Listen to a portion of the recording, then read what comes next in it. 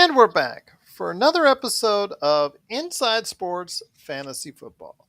It's Gerald Glassford coming right back at you here from Inside Sports Fantasy Football, the Lakers Fast Break, Game Source, and of course, Pop Culture Cosmos.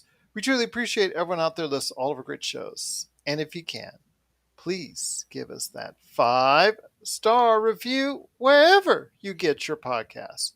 Plus, if you can like, share, subscribe, follow, or do whatever it is that you can to support us right here at Inside Sports Fantasy Football, Dom-Ination Sports Nation, Pop Culture Cosmos, Game Source, the Lakers Fast Break, and everything that we do at Pop Culture Cosmos on Facebook, popculturecosmos.com, and everywhere you go for Inside Sports Fantasy Football.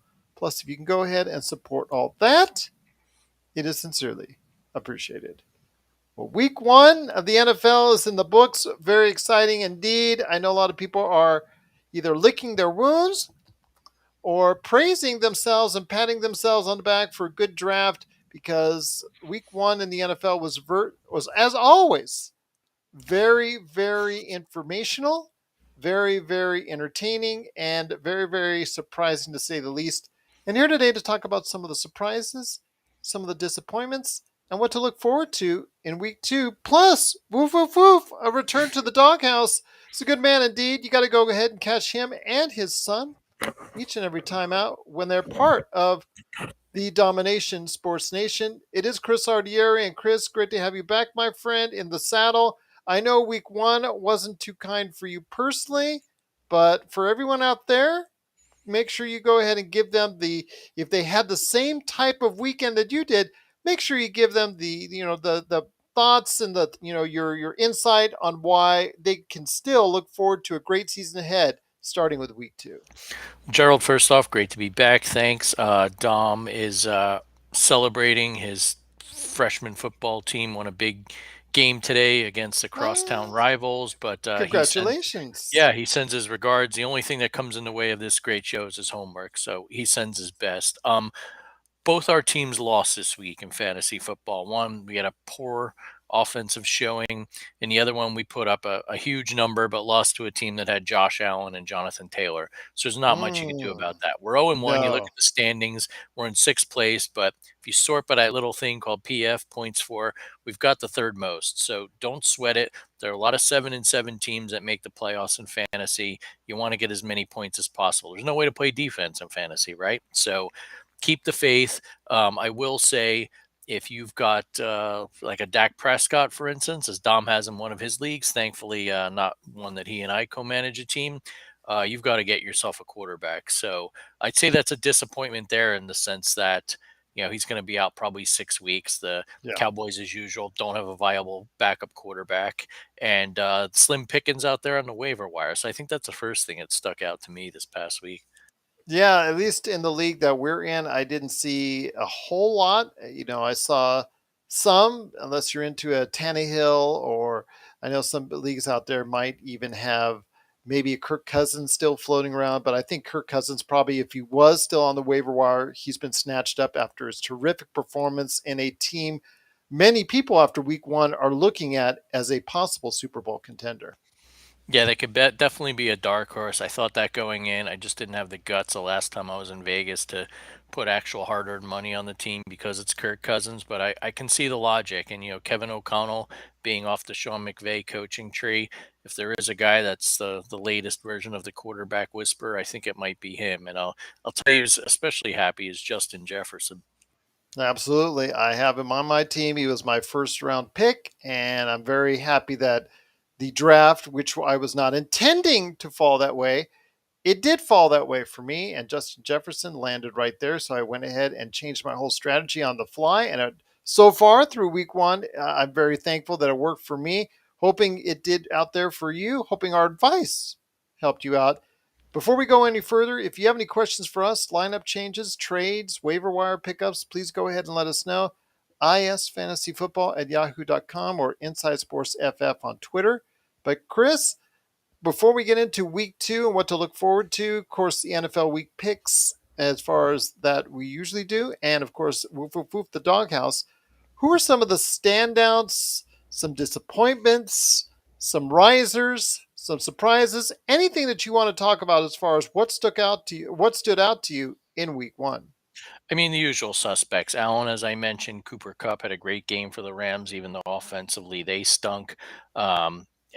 Jefferson, as we mentioned, but I think when you dig a little deeper, the surprises are that we've already got this revolving door at running back with a number of teams. You look at the Lions, DeAndre Swift had a nice game, but Jamal Williams is getting the goal line touchdowns.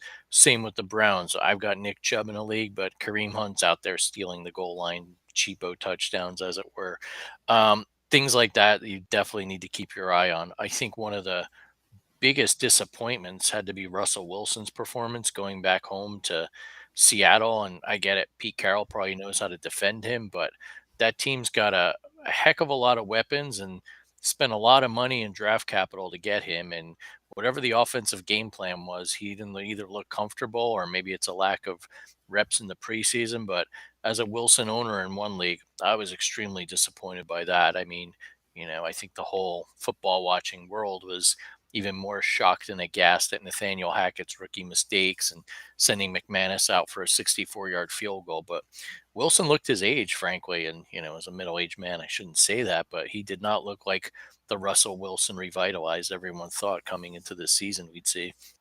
I tell you what, it was not the performance I think that Denver wanted going in. Although with a team in week two in, well, let's say the Texans, I guess, which I think I was surprised in the first half, but almost faltered to the point where they almost lost it, but it managed to go ahead and get the tie, which still in 2022 in the NFL still perplexes me. But you know what? They are looking to go ahead, Russell Wilson, get on the right track with the game against the Texans when they come into Denver. So that's a team I think I'm looking forward to as far as if you're Russell Wilson, if he's your QB1, I would stay with him for another week just because I think that if he doesn't perform against the Texans, then you got to start thinking about maybe you're in trouble. Absolutely. And we saw someone in another league put Wilson out there on waivers. The only reason we didn't put in a claim on him is our backup is Kirk Cousins. But if someone is that desperate and overreacting, I mean, worst case scenario, if he's your backup, that's a great waiver pickup. If he can be a serviceable starter, I think that's an even bigger steal. Yeah, absolutely, indeed. Once again, it's Inside Sports Fantasy Football with Chris Lardieri of Dom-Ination Sports Nation. Anyone else that stood out to you as far as maybe surprises? I know Baltimore, of all places, of course, with Lamar Jackson trying to go ahead and play for a new contract. His play was not surprising to me, but the last pick in my entire draft was a surprise. Was told that maybe some feelers out there that he would be a sleeper to look at, a surprise to look at. But if you wanted to go ahead and explain a little bit more, this was the last guy I picked in our draft. Who would that be, Gerald? Mr. Devin Duvernay. Oh, yeah, absolutely. So at that point, I think I either fell asleep or zoned out or let Dom run the draft. But yeah, that's the thing with the Ravens, right? They get these guys, whether it's wide receivers or running backs, and I feel like they have a tremendous amount of depth of guys like him. You look at Gus Edwards, pride of my alma mater, Rutgers, a few years ago, emerging as a running back, and they do a really good job of drafting guys late. And Yeah. there's a lot of naysayers with Jackson. Oh, he's his own agent. He broke off contract negotiations. What's he thinking? Hollywood Brown's gone. They really don't have a receiver, and he finds someone, and he seems to make them a receiver. So as far as I'm concerned, if Lamar is indeed as motivated as we think he is to get this, to use a baseball term, big invest in yourself, Aaron Judge style payday like he's going to get from the Yankees inevitably, then I think he's going to have to spread the ball around. He's not going to be looking on one guy. He's not going to be looking to solely do it with his feet, for instance. But on top of that, I think too, you've got to play the matchups and kind of a side story that I think not necessarily was a huge surprise for me, but I think could be an emerging trend. Whoever plays the Jets this year, like the Browns play them this week, I think your guys on the Browns, for instance, are a must start this week. I think the Jets are going to be worse than people think. Whether Zach Wilson's a starter or not, I don't care. But when Joe Flacco is your quarterback, that Jets defense is going to be on the field for a lot of time during the game, and I think they're going to get worn out as we're still here in some of the warm weeks in September. Not to take anything away from Salah or his defensive talent on that side of the ball, but As you see, you could just wear the Jets defense down, and I think that bodes well, especially for running backs. Absolutely, especially if you got Nick Chubb like I do coming up this weekend. So I think he's going to run to town on the Jets, barring any injury. I hope, but it looks very good for you for everyone there who has Nick Chubb in one of their leagues. And Devin Duvernay, again, keep an eye on him. I don't want to know. I don't want to say you need to start him. A must start as of yet. Again, 4 catches, 54 yards, and 2 touchdowns. Obviously, a very surprising thing for a lot of people out there. Although, if you were reading the trade papers, you were notified in advance that he was going to be like a surprise or a guy that might be a sleeper pick out there because of the way that Baltimore might use him. So, just a shout out there. If you don't have him out there, I mean, if he's out there in one of your waiver leagues, look out for Devin Duvernay. Could be someone that may not be such a flash in the pan overall. Absolutely, and don't give up on anyone. I know there was a lot of hype in the preseason about another Rutgers grad, Pacheco, with the Chiefs, and apparently since he now wears Tyreek Hill's number 10, he's the second coming. But a lot of people dismissed him with that. If you've got the spot, especially if you're in a league with an IR spot or a COVID injury spot, whatever they're calling it these days, hang on to some of these guys because it's a long season. Guys get hurt, guys get put in the coaches' doghouses, and hold on to them because you win the playoffs in those. I would say somewhere in the neighborhood of like weeks 10 to 14, you can make a move. You can be down to a 3-7 record, for instance, rally, go 7-7, and like I said, if you win on a points tiebreaker, you've got yourself a playoff spot. Absolutely, indeed. But once again, it is Chris Lardieri, the Dom-Ination Sports Nation. Check him and his son Dominic out today on wherever you get your podcasts. Right at the Dom-Ination Sports Nation, they cover the latest that's going on in the world of sports. But before we head on out, my friend, great talkings indeed. Please, if you're out there, I cannot say don't panic because we're not up to that episode yet, please. But it's just week one. So don't throw your team in the trash just yet. I know that there are some things you might need to work on as far as maybe some alternate changes that you need to make, or maybe the fact that there's some injuries. You need to go ahead and take care of that right away, ASAP. But you're only 0-1 or you're only 1-0. So don't get overconfident either if you actually had a good weekend this past weekend. Don't get overconfident. Study the matchups well. And that leads me into NFL Week 2 with what's going on there. I see a lot of good matchups still taking place. I mentioned real briefly the Texans heading into Denver.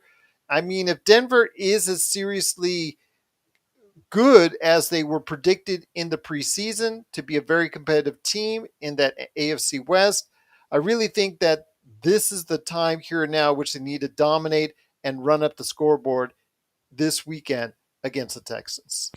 Absolutely. And if you've got confidence in Wilson or any of his targets, whether it's Cortland Sutton, Jerry Judy, for instance, I think this is the week to start them. They, for all intents and purposes, were embarrassed on Monday Night Football, and I don't see that happening again. I know the Texans kind of conservatively played to a 2020 tie with the Colts, but as much room as there is for some sense of optimism with Lovie Smith's Texans, if ever there was a time for the Broncos to wake up and light up a team, I think all signs point to that at this point.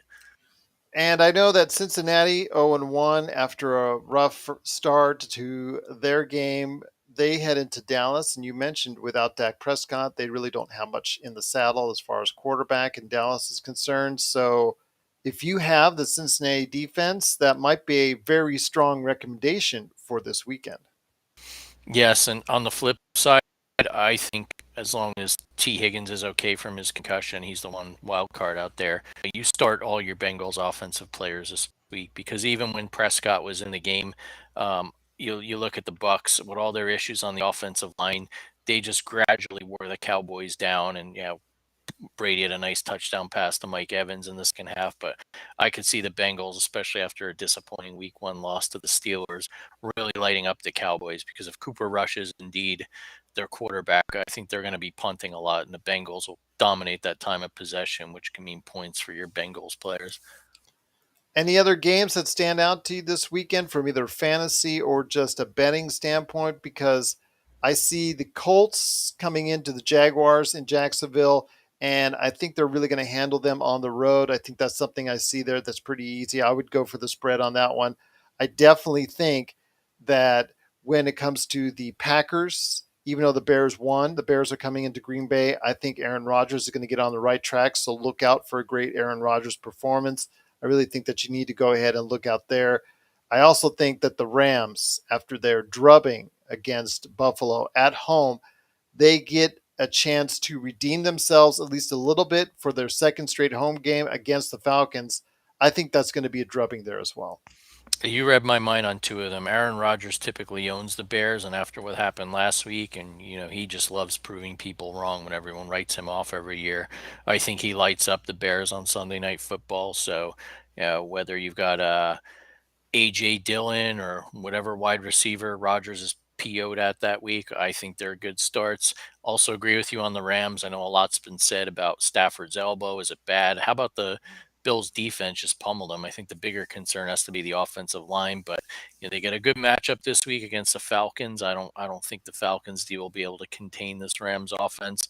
And then on kind of like a two-sided pick here for me. I think you start all your Chiefs and Chargers offensive players. I'm really bullish on Mahomes and Herbert. I feel like anytime they play each other, it's a back and forth, old school 1970s AFC West clash. And with it being a Thursday night, who knows if the defenses will even have enough gas starting the game to rest with these guys the way they light up the field. I think those are good. And then on the defensive side of the ball, as I alluded to earlier, the Jets are atrocious. No offense, Joe Flacco on offense. So I think the Browns D is a good play here. Absolutely. I couldn't agree with you more on that. Going to Cleveland to the dog pound, I think that's a no brainer to me right there. I mean, Flacco looked awful. Wilson is still not going to play in that game. It's still going to be Flacco starting. So that is something I think that's set itself up for a disaster for the New York Jets. Yeah, which is too bad because they've got some offensive weapons, but I don't advocate starting them until either Flacco finds the fountain of youth or Wilson indeed comes back healthy. I think they're going to continue to struggle. Couple last games I want to go ahead and talk to you about is the Buccaneers heading into the Saints, Tom Brady going into New Orleans. Are you believing, are you putting all your money in right now on the New Orleans Saints? Because I'm still kind of got some trepidations about whether or not I want to go ahead all in on their offense, which at times when it's healthy has clicked over the past few years, but I'm not sure with Winston in there 100% because he's a gunslinger. And I really still kind of worried that they're not going to be able to move the ball enough against the Buccaneers. Yeah, from a fantasy perspective, I think Taysom Hill showed signs of life last week. He might be an X Yes. factor this week. I thought going into the season, Michael Thomas might be worth taking a flyer on. It looks like he's back with his, past his injuries, but also has his head screwed on straight. I'm not sure if I advocate either of those as a must start, maybe in a flex type situation if you need someone.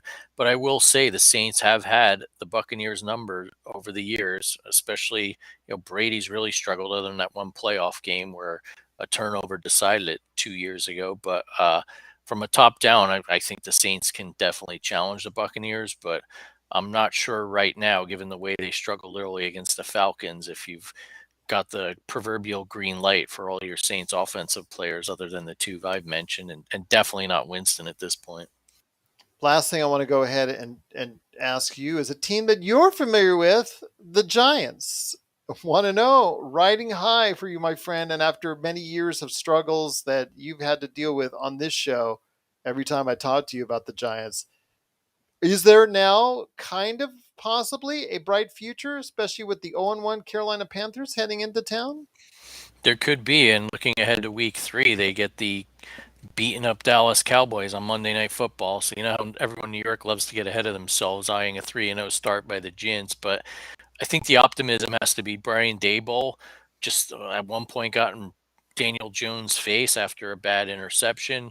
The way he basically made Saquon Barkley the workhorse that we really haven't seen during his tenure with the Giants, and then having the guts to go for the 2-point conversion late in the game. I mean, I personally thought it was a very gutsy call, but just looking at the clock, there was a minute plus left, and knowing the Giants, I turned to Dom and I said, "They're going to blow this. They're going to blow this." But thanks to some poor clock management and Mike Vrabel making some questionable moves, Bullock shanks the field goal, and it all feels different this year after Dom and I told my wife that, oh, the Giants are going to blow another one. We were pleasantly surprised to say the least. So, look, I'm a realist.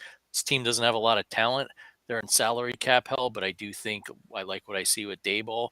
I like Kafka, the offensive coordinator, the way he's got Jones rolling out more. And at the very least, we'll know where we stand with Barkley and Jones. And next year, there's some room for optimism when a lot of this cap hell gets cleared out and Dayball has some more to work with. There you go, indeed. But before we head to the doghouse, Jay Ambrose is chiming in with a question. Ready for this, my friend? He's asking if you should drop Cole Kmet for Gerald Everett or Tyler Higby. Very interesting because his gut says he doesn't trust Justin Fields. I think Justin Fields, if he's going to go ahead and trust anybody, it's the tight end. That's become very reliant, as that's the Chicago offense. As someone who has Montgomery, who disappointed extremely, and that was the only starter on my team that really had a subpar performance. I can understand the Chicago offense. I still don't know how they were able to be competitive in that game. Really just blew my mind that they were actually able to go ahead and move the ball at all. I know that the tight end is a predominant part of that Chicago offense, but I could see a Tyler Higby as someone that maybe I would lean to. Your thoughts, Chris? I've had Higby and Everett the past few seasons. Higby's a guy who, when Stafford targets him, he's an excellent tight end and a must start. But they're just, it's more feast or famine with him. There'll be some weeks you'll get absolutely nothing out of him. And then, two, I worry about injury concerns. He got hurt late Yeah. in the year last year as well. I hate to give up on Clement at this point because, like you said, Fields doesn't have a heck of a lot to work with. And we've seen with young quarterbacks or even struggling teams like, back when the 49ers were just kind of turning things around, we saw what George Kittle could do on some not so great or mediocre teams. So I'll put it to you this way. I know this is kind of sitting on the fence. If you are going to dump him, I think of the two, I would lean more towards Higby just because Stafford had a good rep with him last season.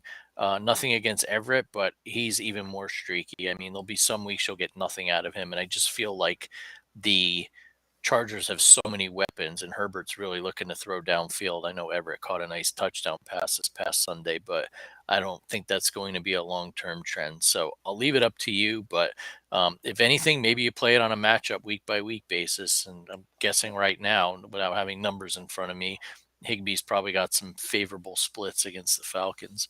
Yeah, absolutely. At home, a very angry Rams team looking to perform. I still think they're going to run up the scoreboard. It's looking more and more like it. I know here in Vegas, the numbers are really gearing and teetering towards the Rams. I'm just going to say Chicago heading into Green Bay. If they are going to move the ball, it is through the tight end, but I still see another angry team in Green Bay after a tough loss at home with all the cheeseheads out there. I think I'm going to go with Higby. I just say if you'd have to lean Higby, but still with that Chicago offense that really is hard to move for them in various ways, the tight end is really important for them. But yeah, I think I would just go ahead and start going ahead and streaming the tight ends. And if that's the case, I would start with maybe streaming towards Higby because he looks like of the three that he's probably going to have the best weekend of the three. And let's face it, Cup was double teamed. He put up great numbers. That's not going to continue all year. If Stafford can rotate the ball around more and get Higby involved, there's going to come plays where you can't double team Cup if they keep going over the middle to Higby. So, one thing I'll say about Sean McVay is a really smart offensive mind, and I think at some point he'll find a way to get Higby involved again. I like the way he played in the second half last year. He really did a good job, and have to agree with you.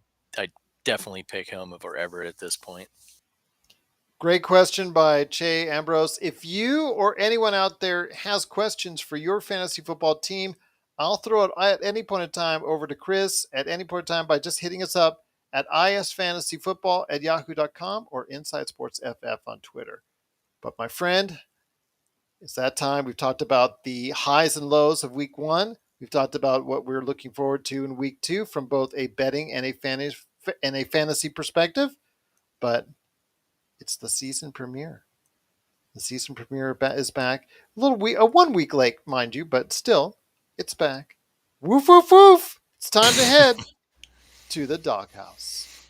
The doghouse is back. Scrolling through your as you mentioned, Vegas lines. I feel like this week everything's Vegas is really splitting hairs with the lines, couple of 1 point, 2 point type spreads, or you've got these huge numbers. For instance, like I want to say the 49ers are getting 8.5, the Rams are giving 8.5. The Rams are giving 10 plus in some books. Not a heck of a lot to work with, but my mantra, always get that extra half a point. There was a number that stuck out to me here. Ravens giving 3.5 to the Dolphins. Do I think the Dolphins can beat the Ravens? Given the way they played against, let's face it, underwhelming Patriots team last week, I think it's entirely possible. What I do think is we saw Tua identify Jalen Waddle. There are a lot of targets to Hill, but you can't just focus solely on Hill. Waddle's, and I think, going to be an elite NFL wide receiver at some point in his career. So if Tua can do that, spread the ball around, I think the Dolphins defense look really good. I could see this being one of these games where it's not a shootout, not a 9-6 game, but middle of the road scoring wise, and maybe comes down to a field goal. In that case, you'll want that insurance, that extra half a point. Take the Dolphins plus the 3 and a hook, and I hope we're right by the time we talk next week. There you go. We'll make sure we follow up on that indeed. But if you have questions for Chris, once again, isfantasyfootball@yahoo.com or Inside Sports FF on Twitter. Well, my friend, it's been great having you back in the saddle once again. I know you've been a busy man. I know Dom, and you have been busy with Oh, yeah. Dom-Ination Sports Nation. What's up next for Dom-Ination Sports Nation before we head on out? Yeah, so we're finally going to get back in the swing of things. We took our summer siesta, pretending we were in Spain or France or wherever it may be. But Dom will be back up and running, and me. We've definitely got a ton of football to talk about, both on the pro and college level. And then, too, from a non-sports perspective, gotta get this out there, full disclosure, with Dom playing football, as I mentioned, and things being super busy. My daughter, my oldest, is off to college. And between, all the mixed emotions of joy and sadness around here, we spent a lot of time, Dom and I, picking Amazon boxes off the porch, packing things up into boxes, getting the car ready and loaded up. This dorm life thing is, I did it many years ago, but I gotta tell you, Gerald, things have evolved. I mean, they got some nice stuff for these kids' dorms. But anyway, she's off to college, so that's kept us beyond busy. So, interestingly enough, we'll miss her like hell. We love you, Bella, and I know Dom will especially miss you, especially now because for the first time in his life, he's essentially going to be an only child in our house here. So, what does that mean? We got more time to podcast. So, look for that after our hiatus to come back, and hopefully soon the football schedule works out and the homework lightens up. He'll have his first appearance on this podcast as well. Looking forward to that, my friend. Looking forward to that indeed. But once again, if you have any questions for us, trades, waiver wires, transactions, lineup questions, let us know your thoughts. isfantasyfootball@yahoo.com or Inside Sports FF on Twitter. Looking forward to, my friend, a great NFL Week 2. Thanks again to Che for the great question that we had to go ahead and answer. We just love those questions. Bring them on in. Keep them coming. We love it, love it, love it. Cannot stop talking fantasy football because we love fantasy football. We're looking forward to a great Week 2. We wish everyone out there listening and watching a great NFL Week 2. Good luck with your fantasy football teams. And of course, please join us next week right here at Inside Sports Fantasy